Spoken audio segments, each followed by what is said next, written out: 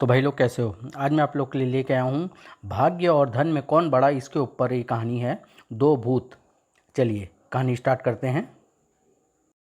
प्यारो दोस्तों, एक बहुत ही भयानक एवं घने जंगल में दो मोटे मोटे वृक्षों पर दो बड़े बड़े भूत रहा करते थे। उनमें एक था धन का भूत और दूसरा था भाग्य का भूत। दोनों भूत साथ साथ मिलजुल कर प्रेम से रहते थे। सिवाय भोजन और पानी के उन्हें किसी वस्तु की आवश्यकता नहीं होती थी।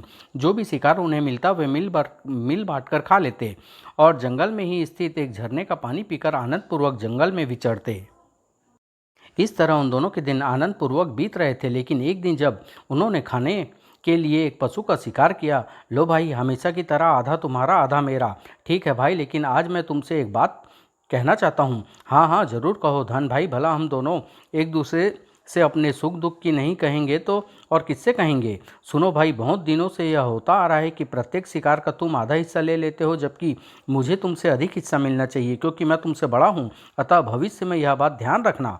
धन की धन के भूत की बात सुन भाग्य भूत हंसने लगा। फिर गर्व से बोला, धन भाई, मैं भी बहुत दिनों से तुमसे यही कहना चाहता था, लेकिन आज जब तुमने बात छेड़ दी है तो बता दूं कि बड़े तुम नहीं बल्कि मैं हूँ। नहीं, यह गलत है। मैं तुमसे बड़ा हूँ। बिना धन के भाग्य कैसा। जहाँ मैं होऊंगा वहाँ भाग्य को झक मारकर आना होगा। भाग्य भाई, तुम धन की महिमा अभी नहीं जानते। जिसका साथ भाग्य न दे उसके निकट धन लाख सिर पटकने के बावजूद भी नहीं पहुंच पाता। धन भाई, अतः तुम्हें स्वीकार करना ही पड़ेगा कि बड़ा मैं हूं, तुम नहीं। इसलिए भविष्य में कुछ ज़्यादा हिस्सा मैं लिया करूंगा। गलत कहते हो तुम भाग्य भाई। बिना मेरे तो तुम इस जंगल में भूखे भूखे मर रहे होते। फिर दोनों में बाकायदा बहस छिड़ गई। दोनों में से किसी को भी अपने को छोटा मानने के लिए तैयार नहीं था। तुम मूर्ख हो, जानते नहीं कि आज तुम मेरे कारण ही आनंद पूर्वक रह रहे हो। यदि मैं तुम्हारे साथ नहीं होता तो इस जंगल में तुम भूखे मर रहे होते। धन का इस जंगल में क्या काम। भाग्य से ही तुम्हें इतना शिकार इतना भोजन प्राप्त होता है। इसलिए मैं तुमसे बड़ा हूं और मुझे ही तुमसे अधिक भोजन मिलना चाहिए। तुम कंगाल भाग्य मेरा अपमान करते हो। जानते नहीं, मेरे बिना दुनिया का सारा काम ठप पड़ सकता है। दोनों अपने को बड़ा साबित करने के लिए तरह तरह की दलीलें देने लगे और नौबत झगड़े तक आ पहुंची और भोजन धरा का धरा रह गया। जब दोनों में बहुत ही कहासुनी हो गई और छोटे बड़े का फैसला नहीं हो पाया तो धन का भूत कुछ समझदारी दिखाता हुआ बोला, भाग्य भाई, इस प्रकार झगड़ने से छोटे बड़े का फैसला नहीं हो पाएगा। ऐसा करते हैं कि कल सुबह दोनों जंगल में चलेंगे। तब सबसे पहले जो व्यक्ति हमारी नज़रों के सामने आएगा उसी से हम दोनों आपस में फैसला कर लेंगे कि तुम बड़े या मैं। मुझे स्वीकार है, हम प्रातः ही ऐसा करेंगे। उसके बाद दोनों ने आपस में एक दूसरे से कोई बातचीत नहीं की और चुपचाप अपना अपना भोजन करके अपने अपने वृक्षों पर जाकर सो गए। अगले दिन भोर होते ही दोनों उठे और जंगल से बाहर निकल आए। जंगल और गांव के बीच एक नदी पड़ती थी। इस नदी को पार करते ही हम गांव की सीमा में प्रवेश कर जाएंगे। तुम्हें अपना बात याद है ना। हाँ, अच्छी तरह याद है। जिस व्यक्ति पर सर्वप्रथम हमारी दृष्टि पड़ेगी, फैसला उसी से अपनी अपनी शक्ति का चमत्कार दिखा कर लेंगे। जैसे ही उन दोनों ने नदी पार की, उनकी नज़र एक तरफ नदी में मछली पकड़ने के लिए जाल बिछाए बैठे एक मछियारे पर पड़ी। भाई भाग्य, वायदे के मुताबिक इसी व्यक्ति से हम दोनों को छोटे बड़े होने का फैसला कराना होगा। बोलो, पहले तुम शुरू करोगे अपना काम या मैं शुरू करूं। ठीक है, पहले तुम ही सिद्ध करो कि तुम बड़े हो, तो फिर देखो मेरा कमाल और धन की शक्ति का चमत्कार। धन के भूत ने एक भिखारी का भेष धरा और मछियारे की तरफ चल पड़ा। मैं भी देखता हूँ कि बिना भाग्य के यह क्या करता है, मूर्ख कहीं का। जल्दी ही मूर्ख भाग्य को मेरी शक्ति पर विश्वास आ जाएगा। धन का भूत भिखारी के वेश में मछियारे के निकट पहुंचा। मछियारे ने एक बार उसकी ओर देखा, फिर मुंह बिचकाकर पुनः मछली पकड़ने में तल्लीन हो गया। यह भी मूर्ख है, मुझे वास्तव में भिखारी समझ बैठा, लेकिन इसमें इसका क्या कसूर भला। इसे क्या मालूम कि मैं शक्ति का स्रोत धन हूँ, जिसे पाने के लिए यह दिन भर यहाँ झक मारता है। खैर, अभी नहीं तो थोड़ी देर बाद जरूर ध्यान देगा। लेकिन जब काफ़ी देर तक मछियारे ने उस पर ध्यान नहीं दिया तो वह खखारता हुआ बोला, ए भाई, मैं भूखा हूँ, कई दिनों से मुझे भोजन नसीब नहीं हुआ। क्या तुम मुझे अपने घर ले जाकर थोड़ा सा भोजन कराओगे। सुबह सुबह एक भिखारी द्वारा भोजन कराने की बात सुनकर मछियारा बुरी तरह झुंझला उठा। ए बाबा, तुम कहीं और जाकर फरियाद करो। मेरे घर में तो खुद ही कई दिनों से फाके हो रहे हैं, फिर आज तो एक भी मछली नहीं फंसी। ऐसा कई दिनों से हो रहा है, समझ में नहीं आता कि अपने बाल बच्चों का पेट कैसे भरूंगा। तुम्हारे कितने बच्चे हैं भाई, जो तुम एक भिखारी का पेट नहीं भर सकते। मेरे 12 बच्चे हैं, उनका ही पेट नहीं भर पाता तो तुम्हारा कहाँ से भरूंगा। ना बाबा ना, जाओ किसी और का दरवाज़ा देखो। कहकर मछियारा फिर अपने जाल की ओर आकर्षित हो गया। भिखारी खामोशी से मछियारे की ओर देखने लगा, जो अब जाल को पानी से खींच रहा था। यदि मछली नहीं फंसी तो जरूर मेरी बात मानेगा, आखिर धन तो मैं ही दूंगा इसे। जब जाल पानी से पूरा बाहर निकल आया तो धन के भूत ने देखा जाल में एक भी मछली नहीं फंसी थी। मछियारी का चेहरा भी यह देख उदास हो गया था। हे ईश्वर, इस बार भी कोई मछली जाल में नहीं फंसी। क्या नदी मछलियों से बिल्कुल खाली हो गई? एक बार फिर चेष्टा कर देखूं। यदि इस बार भी मछली नहीं फंसी तो आज मेरे साथ साथ बीवी बच्चों को भी भूखा सोना पड़ेगा। बड़बड़ाते हुए मछियारे ने जाल पुनः नदी में फेंका। तब धन का भूत, जो भिखारी के भेष में था, बोला, ए भाई, यदि तुम मुझे खाना खिलाने का वादा करो तो मैं तुम्हें एक बहुत ही कीमती हीरो का हार दूंगा। उसे बेचकर तुम बहुत सा रुपया पा सकते हो। फिर तुम्हें बहुत दिनों तक कोई काम करने की आवश्यकता नहीं पड़ेगी। मछियारे ने एक बार फिर आश्चर्य से उसकी ओर देखा, फिर झुंझलाता हुआ बोला, अरे तो बाबा, मेरे प्राण क्यों खा रहे हो? खुद ही उस हार को बेचकर क्यों नहीं अपना पेट भर लेते? आ गया सुबह सुबह भेजा चाटने।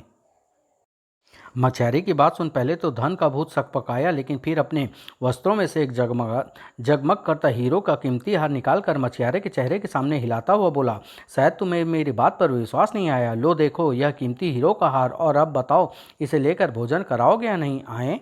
मछियारे ने हार लेकर उसे ध्यान से देखा, परंतु उसे विश्वास नहीं हुआ कि कोई भिखारी उसे असली हीरो का हार भी दे सकता है। ए बाबा, कहीं तुम इन चमकदार कांच के टुकड़ों को हीरे बतलाकर मुझे मूर्ख तो नहीं बना रहे? उफ, कितना मूर्ख है यह कमबख्त।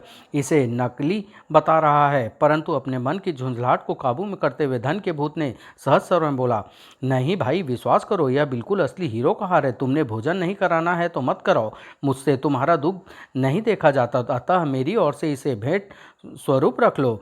क्यों सुबह सुबह एक गरीब का उल्लू खींच रहे हो बाबा? क्या मैं इतना भी नहीं समझ सकता कि एक भिखारी के पास भला हीरो का हार कहाँ से आएगा? फिर वह हार भला किसी को मुफ्त में क्यों देने लगा? अरे हाँ, कहीं तुमने हार कहीं इसे चुराया तो नहीं? बेचारे धन के भूत ने मछियारे की बात सुन अपना माथा पीट लिया, लेकिन इससे पहले कि वह मछियारे से कुछ कहता, मछियारे के जाल को एक जोरदार झटका लगा और मछियारा हार धरती पर पटक प्रसन्नता से चीख उठा, अरे फंसी! उफ, किस मूर्ख से पाला पड़ गया। हीरो का छोड़ साधारण मछली को देख रहा है। जाल बहुत भारी था। पूरी शक्ति से खींचने के बावजूद भी वह मछियारे से खींचा नहीं जा रहा था। जरूर इस बार कोई भारी मछली फंसी है। अरे बाबा, जाल खींचने में मेरी मदद करो। मछियारे ने सहायता के लिए भिखारी की ओर देखा तो उसे भिखारी कहीं नजर नहीं आया। अरे, कहाँ गया वह? फिर मछियारे ने जैसे तैसे जाल को खींचा और एक बहुत बड़ी मछली को जाल में फंसे देख वह खुशी से उछल पड़ा। वाह, कितनी तगड़ी मछली है! ईश्वर ने मेरी आखिर सुन ली। इतनी मोटी मछली को जाल में फंसे देख मछियारा हीरो के हार को लगभग भूल ही गया। अभी मछली को देखता हुआ वह खुश हो ही रहा था कि तभी एक बड़ी सी चील उड़ती हुई वहां आई और उसने जमीन पर पड़े जगमग करते हीरो के हाथ पर खाने की वस्तु समझ झपट्टा मारा। अर हुस हुस हुस! मछियारे ने उसे हटाने की बहुत कोशिश की, लेकिन चील वह हार लेकर आकाश में उड़ गई। ओह कमबख्त, हीरो का कीमती हार ले गई। हार के चले जाने से मछुआरों को कुछ क्षणों के लिए दुख तो हुआ, लेकिन फिर उस बड़ी मछली को याद कर वह हार के गम को भूल गया। जरूर वह भिखारी मुझे उस नकली हार से धोखा देकर भोजन प्राप्त करना चाहता था, वरना भागता क्यों? अच्छा हुआ जो वह नकली हार चील ले गई। अगर मैं उस नकली हार के लालच में पड़कर घर वापस चला जाता तो आज मेरे बीवी बच्चों को भूखा ही सोना पड़ता। उस मछली को उसने बाजार में लाकर बेच दिया। मछली को काफ़ी बड़ी थी, इसलिए उसे खूब सारे रुपए प्राप्त हुए। आहा, अब मुझे कुछ दिनों तक कुछ भी करने की जरूरत नहीं पड़ेगी। मछुआरा खुशी खुशी घर लौटा। घर में बीवी बच्चे भी इतने रुपयों को देखकर बहुत प्रसन्न हुए और उस दिन उन्हें काफी समय पश्चात भरपेट भोजन मिला। उधर दोनों भूत धन और भाग्य जंगल में आपस में फिर मिले। दोनों ने मिलकर शिकार किया और आधा आधा बांट लिया। यह लो भाई, बराबर का हिस्सा आज के शिकार में से भी। ठीक है भाई, जब तक छोटे बड़े का फैसला नहीं हो जाता आधा आधा ही खाना पड़ेगा। खाने के पश्चात धन भूत गर्व से भाग्य भूत से बोला, भाग्य भाई, कल देखना चलकर उस गरीब मछुआरे का हाल। भाग्य का बुरा साया उसके ऊपर से हट चुका होगा और लोग उसकी जय जयकार करते हुए उसके कदम चूम रहे होंगे, लेकिन तुम जानते हो कि वह जय जयकार उसकी नहीं बल्कि धन की हो रही होगी, अर्थात मेरी। धन की बात सुनकर भाग्य मन ही मन मुस्कुराता हुआ बोला, अरे धन भाई, इतना घमंड अच्छा नहीं होता। बेचारों को आज मेरे ही कारण भोजन नसीब हुआ है। यदि मैं साथ न देता तो और दिनों की तरह आज भी उन्हें भूखे ही सोना पड़ता। यही कारण है कि कई दिनों से मेरे साथ न देने के कारण वह तुम्हें एक वक्त का भोजन कराने के लिए भी तैयार नहीं हुआ था। अब कल देखना, वही मेरी वजह से वह तुम्हारा कितना स्वागत करता है। इसका फैसला कल हो जाएगा कि तुम बड़े या मैं। उसके बाद दोनों खा पी कर अपने अपने वृक्षों पर सो गए। अगले दिन सुबह दोनों उठे और जंगल व नदी पार कर फिर दूसरी ओर तट पर जा पहुंचे। मछियारा आज भी नदी में जाल डाले बैठा था। देखो धन भाई, तुम्हारे धन की महिमा तो कहीं भी दिखाई नहीं दे रही। हाँ, मेरी महिमा उसे अवश्य फिर मछली पकड़ने के लिए यहाँ खींच लाई, वरना उस अमूल्य हार को बेचकर वह इस समय अपने घर में आनंद लूट रहा होता। विश्वास न हो तो जाकर उससे पूछ लो। हाँ, अब तो पूछना ही पड़ेगा, आखिर मेरे दिए हार का उसने क्या किया। इस बार धन के भूत ने एक गरीब ब्राह्मण का वेश धारण किया और मछियारे की ओर चल पड़ा। अरे अभी भाई का ऊंचा दिमाग अपने ठिकाने आ जाएगा। हा हा हा।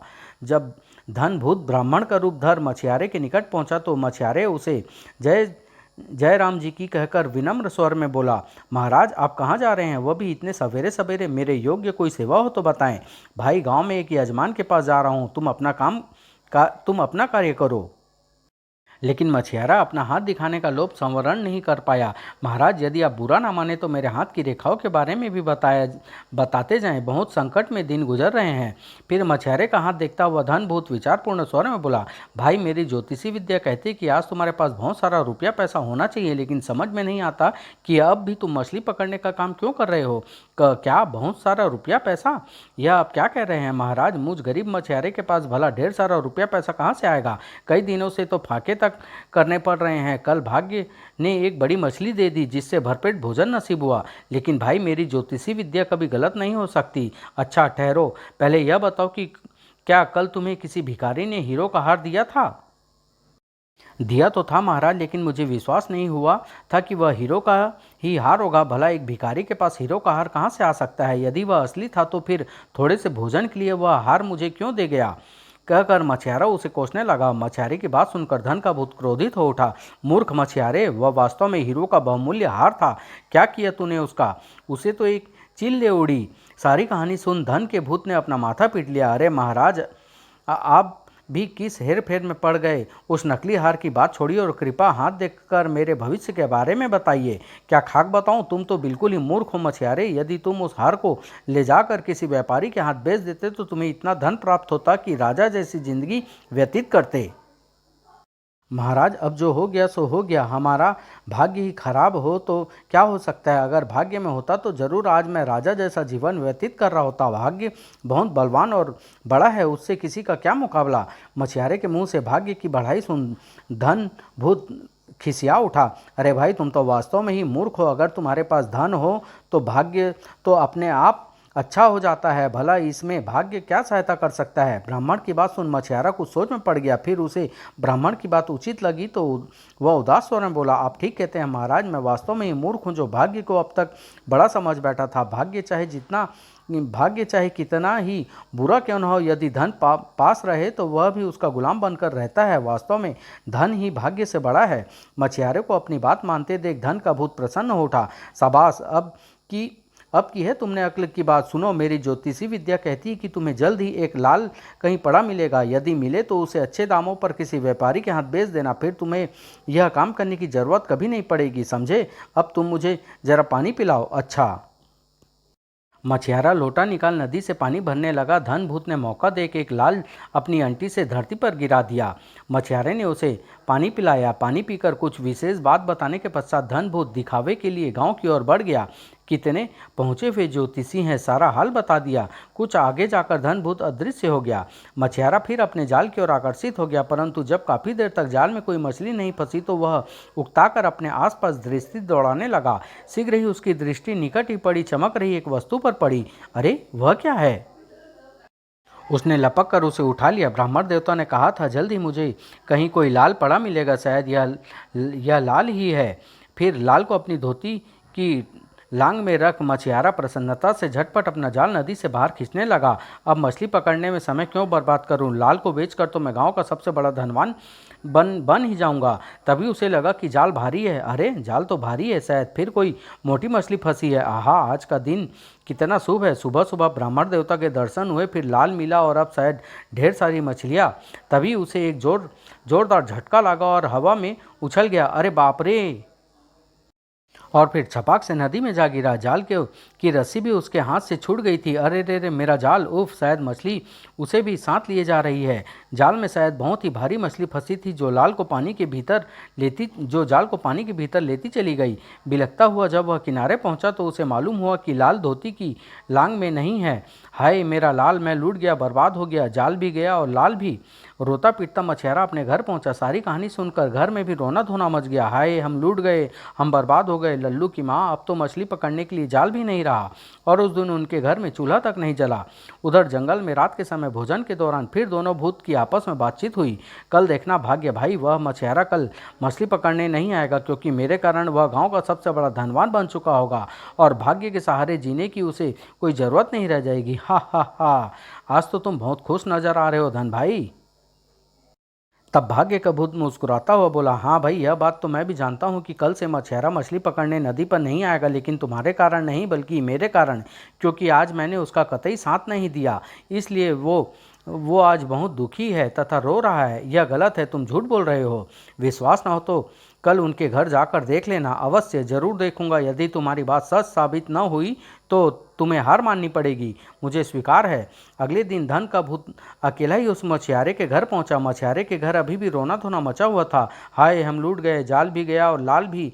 अब जीवन निर्वाह कैसे होगा? कैसे भरेगा मेरे बच्चों का पेट? ओह, भाग्य ने ठीक ही कहा था। उदास हो धन भूत वापस जंगल लौट आया। क्यों भाई, अब तो तुम मान गए ना कि मैं तुमसे बड़ा हूँ? अभी नहीं भाई, यह ठीक है कि मैं अपना बड़प्पन सिद्ध करने में असफल रहा, परंतु तुम्हारा बड़प्पन जताना अभी शेष है। अच्छा, तो फिर कल देखना मेरा चमत्कार। चलो अब कुछ खाने पीने का प्रबंध करते हैं। ठीक है, चलो। फिर दोनों अपने भोजन के प्रबंध में जुट गए। दूसरे दिन सुबह, क्यों भाग्य भाई, अपना चमत्कार दिखाने नहीं ले चलोगे क्या? जरूर भाई, लेकिन वहां जाने के लिए हमें वेश बदलना होगा। चलो ब्राह्मण का वेश धारण कर लें। ठीक है। दोनों ब्राह्मण का वेश धारण कर नदी की दूसरी ओर पहुंचे। आज उन्हें तट पर मछियारा नहीं दिखाई दिया। देखा धन भाई, मेरे ही कारण मछियारा आज भी नहीं आया, क्योंकि न उसके पास जाल है और न धन। तुम ठीक कहते हो भाग्य, आओ उसके घर चलें। दोनों गांव में प्रविष्ट हुए। कुछ देर बाद जब वे मछियारे की झोपड़ी के निकट पहुंचे तो उन्हें अपने आगे ही एक व्यक्ति झोपड़ी में प्रविष्ट होते दिखाई दिया। वह देखो धन भाई, जो व्यक्ति भीतर जा रहा है ना, उसी से मेरा चमत्कार आरंभ होगा। आओ मैं तुम्हें दिखाता हूँ। जो व्यक्ति मछुआरे को झोपड़ी में प्रविष्ट हुआ था, उसे किसी समय मछियारे ने उधार में एक छोटी मछली दी थी। आज मछियारे के बुरे वक्त में वह उसकी कीमत चुकाने आया था। इस बुरे समय में मैं तुम्हारी कुछ अधिक मदद तो नहीं कर सकता भाई। हाँ, काफ़ी समय पहले जो एक छोटी मछली उधार में तुमसे ली थी, उसकी कीमत या 4 पैसे रख लो। इसके अलावा मेरे पास और कुछ भी नहीं। जब वह व्यक्ति झोपड़ी से निकलकर कुछ दूर बढ़ गया तो बाहर दरवाजे की ओर में खड़ा भाग्य धन से बोला, सुन लिया ना धन भाई, न जाने कब के उधार के पैसे आज मेरे कारण ही मछुआरे को मिल गए। आओ अब भीतर चलते हैं। दोनों झोपड़ी के भीतर प्रविष्ट हुए। मछुआरे ने जब 2 ब्राह्मणों को भीतर आते देखा तो आंसू पोंछकर आदर भाव से उदास स्वर में बोला, ब्राह्मण प्रणाम महाराज, कहिए मैं आपकी क्या सेवा कर सकता हूँ? सबको जानते हुए भी भाग्यभूत ने कहा, भाई हमें बहुत भूख लगी है, यदि तुम थोड़ा भोजन करा सको तो बहुत उपकार होगा। लेकिन भाई क्या बात है, तुम कुछ उदास से नजर आते हो, सब खैरियत तो है ना? खैरियत कहाँ महाराज, मैं तो तबाह और बर्बाद हो गया। लगता है भाग्य में सिवाय दुख दर्द के कुछ नहीं। फिर सारी आपबीती सुनाने के पश्चात मछुआरा दुखी स्वर में बोला, और महाराज जो थोड़े बहुत पैसे पास थे वह भी इन 2 दिनों में समाप्त हो गए। केवल इन 4 पैसों के जो अभी अभी एक भला आदमी दे कर गया है। मेरे पास और कुछ भी नहीं। अब आप ही बताएं मैं कैसे आपको भोजन कराऊं? इन 4 पैसों से भला क्या होगा? ओह, तब तुम हमारे लिए दुखी न हो भाई। हाँ, तुम यह समझो कि इन 4 पैसों को कुछ नहीं हो सकता। यदि तुम मेरा कहा मानोगे तो यह 4 पैसे ही तुम्हारा भाग्य बदल देंगे। वह कैसे महाराज? सुनो, इन 4 पैसों से तुम 2 पैसों का आटा खरीदना और 2 पैसों से मछली।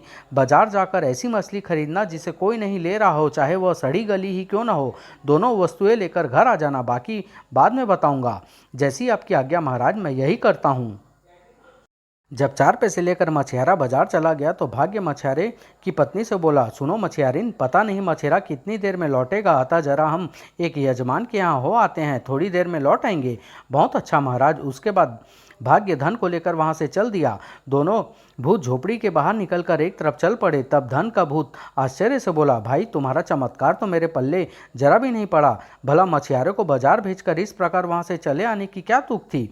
जब मछियारा लौटेगा तब सब समझ जाओगे। आओ तब तक जरा घूम फिर आए, वैसे मेरा काम तो पूरा हो चुका है। उधर मछियारे ने बाजार में पहुंचकर एक दुकानदार से 2 पैसे का आटा खरीदा। फिर वह मछली बाजार में पहुंचा, लेकिन सारा मछली बाजार घूमने पर भी उसे कोई ऐसा मछली वाला नहीं दिखाई दिया जिससे कोई मुफ्त में भी मछली न ले रहा है। पता नहीं कहाँ में ली गई ऐसी मछली जिससे कोई नहीं ले रहा हो। आखिरकार इसी प्रकार घूमते घूमते उसे एक बूढ़ा मछली वाला दिखाई दिया, जो एक सड़ी गली मछली एक कोने में बेच रहा था। शायद ब्राह्मण देवता के अनुसार वैसी मछली उससे मिल जाए, लेकिन पहले देख लेना चाहिए कि कोई उससे वह मछली खरीदता है या नहीं। वह बूढ़ा मछेरा आते जाते लोगों की मिन्नतें कर रहा था, ले जाओ भाई, इस मछली के जो भी दाम दोगे मैं ले लूँगा। अरे भाई, यह मछली तो हमें मुफ्त में भी नहीं चाहिए। भला इस सड़ी गली मछली को खाकर कोई मरेगा क्या? वास्तव में उसे कोई भी नहीं ले रहा। काफ़ी इंतजार करने के पश्चात भी जब मछियारे ने यह देखा कि उसे किसी ने नहीं खरीदा, तो उस बूढ़े मछेरे के निकट पहुंचा। क्यों बाबा, मुझे बेचोगे क्या यह मछली? अरे भाई, अभी तक तो किसी ने खरीदी नहीं, भला तुम भी इस सड़ी गड़ी मछली को क्यों खरीदोगे? लो, मुफ्त में ले जाओ। मुफ्त में नहीं, मैं इसके 2 पैसे दूंगा। अरे तो भाई निकालो 2 पैसे और संभालो इसे। पूरा दिन निकल गया इसे बेचने में, लेकिन किसी ने मुफ्त में भी नहीं ली। और 2 पैसों में वह सड़ी गली मछली खरीद मछियारा घर की ओर चल पड़ा। पता नहीं ब्राह्मण देवता इसे 2 पैसे के आटे और 2 पैसे की इस मछली से क्या करेंगे। जब वह घर पहुंचा तो दोनों ब्राह्मणों को वहां ना पाकर वह आश्चर्यचकित हो उठा। अरे लल्लू की माँ, दोनों ब्राह्मण देवता कहाँ गए? कहकर तो थोड़ी देर के लिए गए थे, लेकिन लौटे अभी तक नहीं। जब काफ़ी देर गए तक भी दोनों ब्राह्मण नहीं आए तो मछियारा उदास हो उठा। उनका और इंतजार करना व्यर्थ है, लगता है वे अब लौट कर नहीं आएंगे। बच्चे भूख से बिलबिला रहे हैं। तुम ऐसा करो, इस सड़ी मछली को काट कर सब्जी बना लो, तब तक मैं इस आटे को गूंथ देता हूँ। पत्नी मछली को काटने बैठ गई और मछियारा आटे गूंथने लगा, लेकिन अभी आटा पूरी तरह से गूंथ भी नहीं पाया था कि तभी उसे पत्नी की आश्चर्य भरी आवाज़ सुनाई दी। अजी सुनते हो? यह देखो, मछली के पेट से कैसा चमकदार पत्थर निकला है। मछियारे ने तुरंत लपक कर वह चमकदार पत्थर पत्नी के हाथ से ले लिया। फिर लाल को पहचान व प्रसन्नता भरे स्वर में बोला, अरे भाग्यवान, यह पत्थर नहीं बल्कि वही लाल है जो मुझे नदी किनारे मिला था। अच्छा, अब तू खड़ी खड़ी मेरा मुंह क्या देख रही है? जल्दी से रोटियां से एक भाग्य साथ दे रहा है। खाना खाकर मैं इस लाल को बाजार में बेचने जाऊंगा। देखना, इतने ढेर सारे रुपये मिलेंगे कि फिर कभी हमें मछलियों के भरोसे भूखा नहीं रहना पड़ेगा। अभी लो स्वामी। पत्नी प्रसन्नता से जल्दी जल्दी खाना पकाने में जुट गई। जब सड़ी मछली की तरकारी और रोटियां सीख गई तो उसने बाहर धूप में ही मछियारे को रोटियां परोस दी। लो जी, केवल तुम्हारे लायक ही खाना बना है, अब जल्दी से खाकर वह लाल बेच आओ, हम आज बढ़िया भोजन तैयार करेंगे। हाँ हाँ, क्यों नहीं। फिर मछियारे ने रोटी उठाने के लिए अभी हाथ आगे बढ़ाया ही था कि तभी एक चील तेजी से रोटियां पर झपटी। अरे हुस हुस, और उसके स्वर मचाने के बावजूद भी वह रोटियां पंजे में दाबे आकाश में उड़ गई। क्या हुआ? हे भगवान, यह चील भी मेरे प्राणों के पीछे हाथ धोकर पड़ी है। पहले हार ले उड़ी थी, अब रोटियां, अब तो भूखे ही बाजार जाना पड़ेगा। झुंझलाए मछियारे ने फिर बिना भोजन किए ही उठना चाहा, तभी उसकी दृष्टि थाल के निकट पड़े चमकते एक हार पर पड़ी। अरे ओह, यह क्या? मछियारे ने हार को उठाया, फिर वह उसे देखते ही पहचान गया। अरे भाग्यवान, शायद हमारे सोए भाग्य जाग उठे हैं। यह वही हीरो का हार है जो भिखारी ने मुझे दिया था। शायद यही चील इसे नदी किनारे से ले उड़ी थी, लेकिन आज भाग्य से कुछ सूखी रोटियां के बदले में वह हमें पुनः वापस दे गई। खोई वस्तुएं पुनः वापस मिलने से दोनों अति प्रसन्न हुए। अजी, अब सोचते क्या हैं? जल्दी जाइए और शहर में इन्हें अच्छे दामों में बेच आइए। अच्छा, तो फिर मैं चलता हूँ। मछियारा जल्दी जल्दी गांव से निकलकर शहर में पहुंचा और दोनों वस्तुओं को एक व्यापारी के हाथ बेच दिया। लो भाई, 1,00,000 स्वर्ण मुद्राएं। अपने हार और लाल की कीमत 1,00,000 स्वर्ण मुद्राएं। ओह, अब तो जीवन भर कुछ करने की जरूरत नहीं पड़ेगी। मछियारा खुशी खुशी घर लौटा। देखो भाग्यवान, क्या तुमने सपने में भी कभी इतना धन देखा है? नहीं, सचमुच अब हम अपने गाँव के सबसे बड़े धनवान हैं। अब हमारी जिंदगी आराम से गुजरेगी। यह सब भाग्य की मेहरबानी है मेरी रानी। बिना भाग्य के इतना ढेर सारा धन भला हमें कहाँ से मिलने वाला था? नहीं स्वामी, मैं आपकी बात से सहमत नहीं हूँ। यदि ढेर सारा धन नहीं होता तो भाग्य से भला क्या होता। बिना धन के तो भाग्य भी बेकार है। यदि यह धन नहीं होता तो आज फिर आपको भाग्य के सहारे ही मछली पकड़ने की सोचनी पड़ती। इसी तरह बिना भाग्य के धन भी बेकार है, क्योंकि पहले भाग्य के साथ न देने के कारण ही आप दोनों अमूल्य वस्तुओं को मुफ्त में मिलने के बाद भी खो चुके थे। अतः मैं तो यही कहूंगी कि न तो धन भाग्य से बड़ा है और न भाग्य धन से। दोनों एक दूसरे के बगैर अधूरे व बेकार हैं। अतः दोनों में से कोई छोटा बड़ा नहीं, दोनों ही बराबर है और आपको धनवान बनाने में इन दोनों का बराबर का ही हिस्सा है। वाह, तुमने बिल्कुल ठीक कहा प्रिय, मैं भी तुम्हारी बातों से सहमत हूँ। और उन दोनों की बातें सुन रहे थे, झोपड़ी के बाहर खड़े धन और भाग्य के भूत। सुन लिया भाग्य भाई, हम दोनों बराबर हैं। क्या इनका फैसला तुम्हें मंजूर है? मंजूर है धन भाई, क्योंकि इनका कहना ठीक ही है। यदि मैं अकेला होता तो इन्हें केवल भाग्य ही दे सकता था, धन नहीं। और यदि तुम अकेले होते तो इन्हें केवल धन ही दे सकते थे, भाग्य नहीं। जबकि हम दोनों ने मिलकर इन्हें भाग्य भी दिया और धन भी, जिससे आज ये धनवान बन गए। अतः हम दोनों ही बराबर बराबर के हिस्सेदार हैं। फैसला हो गया, चलो अब लौट चलें और अपने भोजन का प्रबंध करें। ठीक कहते हो भाग्य भाई, चलो। और दोनों जंगल में वापस लौट आए। उसके बाद फिर उन दोनों ने कभी वाद विवाद नहीं हुआ और दोनों पहले के समान आनंदपूर्वक रहने लगे। समाप्त।